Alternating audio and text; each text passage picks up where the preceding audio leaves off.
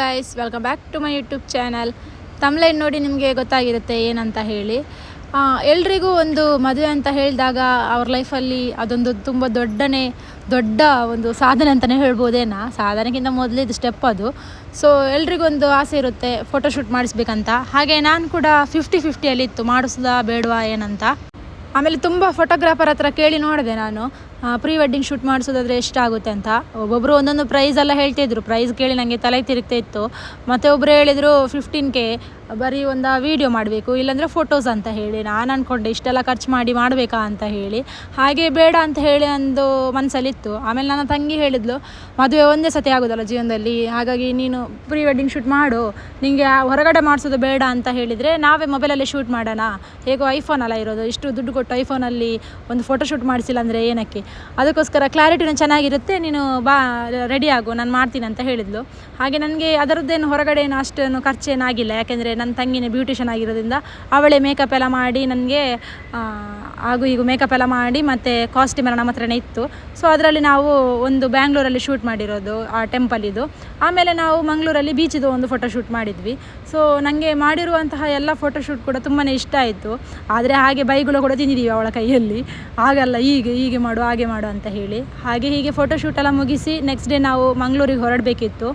Mangaluru ಹೊರಡೋಕ್ಕೆಲ್ಲ luggage ಎಲ್ಲ ready ಮಾಡ್ತಿದ್ವಿ. Help ಮಾಡೋಕ್ಕೆ ನಮ್ಮ ಫ್ರೆಂಡ್ ಪ್ರದೀಪನೂ ಇದ್ದ. ಹಾಗೆ ಅದೆಲ್ಲ ಲಗೇಜೆಲ್ಲ ಆಗಿ, ಮತ್ತು ಪ್ರತೀಕ್ಷಾನೂ ಇದ್ಲು. ಎಲ್ಲ ರೆಡಿ ಮಾಡಿ ಕಾರಿಗೆಲ್ಲ ಲೋಡ್ ಮಾಡಿ ಆಮೇಲೆ ಅಲ್ಲಿಂದ ನಾವು ಹೊರಟ್ವಿ. ನಾವು ಬೆಳಗ್ಗೆನೇ ಟಿಫಿನ್ ಎಲ್ಲ ಮಾಡಿ ಹೊರಟಿದ್ವಿ. ಸ್ವಲ್ಪ ಡೇಯಲ್ಲಿ ಬಿಟ್ಟರೆ ನಾವು ಈವ್ನಿಂಗ್ ಆಗುವಾಗ ನಾವು ಮಂಗಳೂರು ತಲುಪಿಡ್ತೀವಿ. ಸೊ ಒಂದು ಸ್ವಲ್ಪ ಹೊರಗಡೆ ಎಲ್ಲ ನೋಡ್ಕೊಂಡೆಲ್ಲ ಹೋಗ್ಬೋದು ಅಂತ. ಹಾಗೆ ಫ್ರೆಂಡ್ ಮನೆಗೂ ವಿಸಿಟ್ ಮಾಡಿ ಹೋಗಬೇಕಿತ್ತು.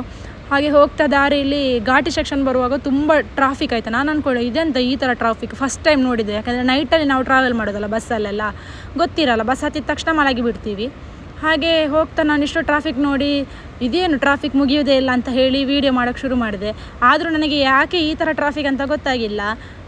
ಒಂದು ಏನಂದರೆ ಅವತ್ತು ಹಿಂದಿನ ದಿವಸ ಯಾವುದೋ ಒಂದು ಹಬ್ಬ ಇತ್ತು.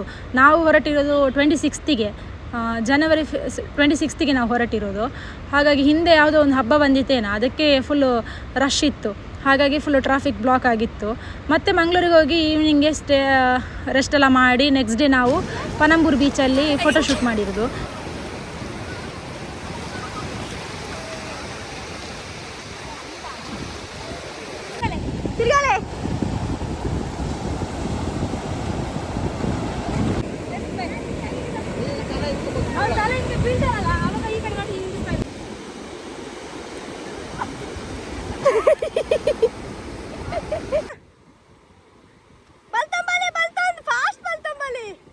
ನೋಡಿದ್ರಲ್ಲ ಗೈಸ್, ಇದಾಗಿತ್ತು ನನ್ನ ಫೋಟೋಶೂಟ್ ಪ್ರೀ ವೆಡ್ಡಿಂಗಿದು. ಸೊ ನಾವೇನು ಜಾಸ್ತಿ ವೀಡಿಯೋ ಮಾಡೋಕ್ಕೆ ಹೋಗಿರಲಿಲ್ಲ, ಯಾಕೆಂದರೆ ಮಾಡಿರೋ ವೀಡಿಯೋನ ಜಾಸ್ತಿ ಆಗಿತ್ತು. ಅದರಲ್ಲಿ ಕೆಲವೊಂದು ವೀಡಿಯೋನ ಮಾಡಿ ಈ ರೀತಿ ಇತ್ತು ಅಂತ ಹೇಳಿ ತೋರಿಸ್ತಿದ್ದೀನಿ.